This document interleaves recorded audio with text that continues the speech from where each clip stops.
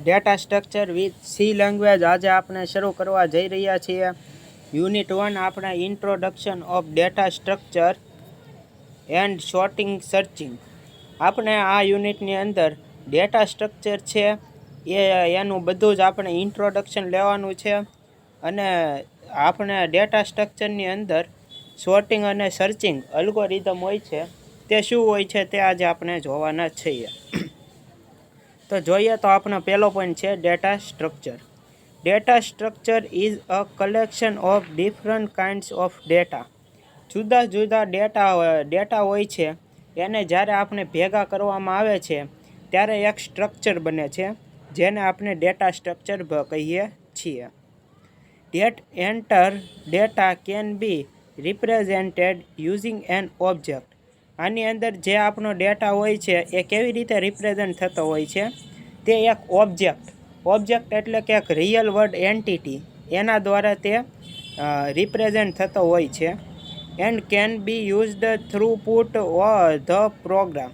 અને આપણા પ્રોગ્રામને રીયુઝેબિલિટી, ફાસ્ટર અને સિક્યુરર બનાવવા માટે આનો ઉપયોગ થતો હોય છે. Data structures are an integral part of computers. Data structure છે એ આપણા કોમ્પ્યુટરનો એક ઇન્ટિગ્રલ પાર્ટ છે. Used for the arrangement of data in memory. આપણે આપણા ડેટાને મેમરીની અંદર જ્યારે એરેન્જ કરવાની વાત આવે છે એટલે કે તેને ગોઠવવાની વાત આવે છે ત્યારે આપણે ડેટા સ્ટ્રક્ચરનો અલ્ગોરિધમ હોય છે તેનો આપણે ઉપયોગ કરીએ છીએ. It is a way of arranging data on a computer. આ એક પ્રકારનો રસ્તો છે જેના દ્વારા આપણે આપણા ડેટાને કોમ્પ્યુટરની અંદર એરેન્જ કરી શકીએ છીએ, ગોઠવી શકીએ છીએ. So that it can be accessed and updated efficiently. તો આના દ્વારા આપણે આપણા ડેટાને સરળતાથી એક્સેસ અને સરળતાથી આપણે ઇફિશિયન્ટ વેથી આપણે તેને અપડેટ પણ કરી શકીએ છીએ. Data structure examples are stack, queue, tree, ETC. Data સ્ટ્રક્ચરના આપણે એક્ઝામ્પલ જોવા હોય તો સ્ટેક છે, ક્યુ છે, ટ્રી છે, આ બધા એના પોપ્યુલર એક્ઝામ્પલ છે. હવે ટાઈપ્સ ઓફ ડેટા સ્ટ્રક્ચરની અંદર આપણે જોઈએ તો પહેલું છે એનું classification of data structure. Data સ્ટ્રક્ચરને આપણે કઈ રીતે ક્લાસિફાઈ કરી શકીએ છીએ. There are many different data structures. ઘણા બધા જુદા પ્રકારના ડેટા સ્ટ્રક્ચર હોય છે. That are used to solve different mathematical and logical problem. આ જ આપણને જુદા જુદા પ્રકારના મેથેમેટિકલ અને લોજિકલ જે ઓપરેશન થતા હોય છે તે સોલ્વ કરવામાં મદદ થાય છે.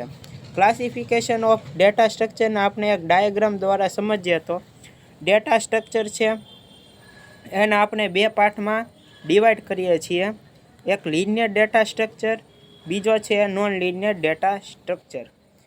હવે લિનિયર ડેટા સ્ટ્રક્ચરની અંદર પાછા આપણે બે પ્રકાર પાડીએ છીએ, સ્ટેટિક ડેટા સ્ટ્રક્ચર અને ડાયનેમિક ડેટા સ્ટ્રક્ચર.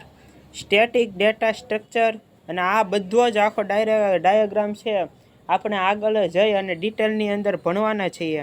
આજે આપણે ખાલી આ જોઈએ છીએ ઉપર છેલ્લું. પછી સ્ટેટિક ડેટા સ્ટ્રક્ચરની અંદર પણ પાછો એક સબ પોઈન્ટ છે એરે. પછી ડાયનેમિક ડેટા સ્ટ્રક્ચરની અંદર ત્રણ એના સબ પોઈન્ટ છે. પહેલો છે ક્યુ, બીજો છે સ્ટેક અને ત્રીજો છે લિંક લિસ્ટ. અને પછી આપણે જોઈએ તો નોન લિનિયર ડેટા સ્ટ્રક્ચરની અંદર બે પ્રકાર છે, ટ્રી અને ગ્રાફ. આ તેના પ્રકાર થઈ ગયા. There are mainly two different types of data structure. જુદા જુદા બે પ્રકારના મેઇનલી ડેટા સ્ટ્રક્ચર હોય છે.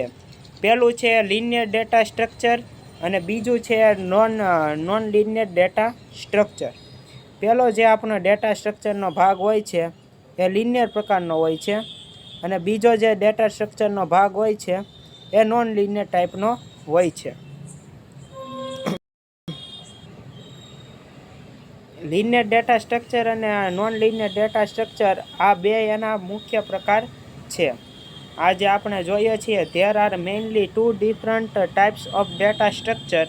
ડેટા સ્ટ્રક્ચરના લિનિયર અને નોન લિનિયર બે પ્રકાર છે.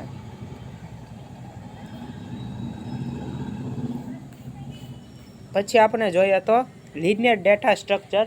લિનિયર ડેટા સ્ટ્રક્ચર વિશે આપણે ડિટેલની અંદર વાત કરવાના છીએ. તો આપણે વાત કરીએ data structure in which data elements are arrange sequentially or linearly.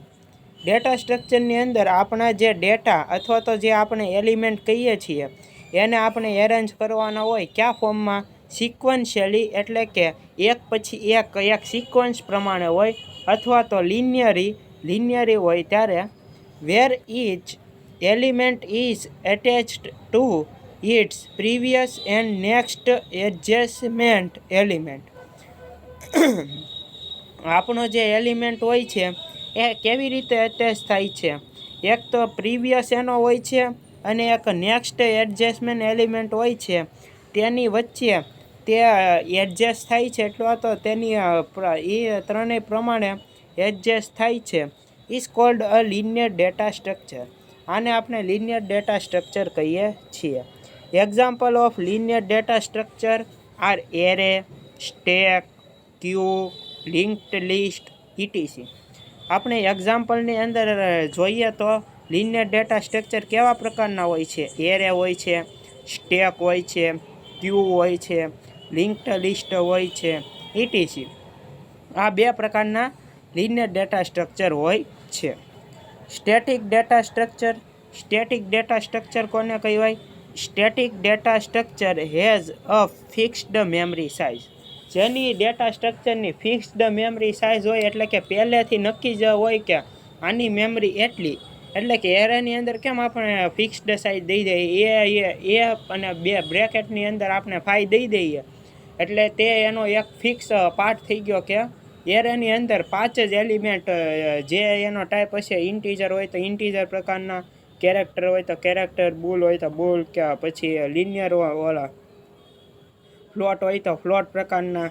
એ પ્રકારના કેમ ડેટા 5 એટલે કે 5 જ ડેટા આપણે સમાવી શકીએ. એમ આની અંદર પણ એક ફિક્સ્ડ સાઇઝનો એક સ્ટ્રક્ચર હોય છે.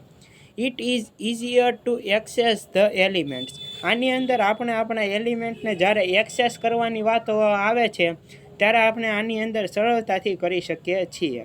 In a static data structure. Static data સ્ટ્રક્ચરની અંદર an example of this data structure is an array. આનો એક જે મેન એક્ઝામ્પલ છે તે એક એરે છે. હવે આપણે એરેથી આપણે આગળ વધશું આગલા લેક્ચરમાં. આયા સુધી રાખીએ. મહાદેવ. જય ભોલેનાથ.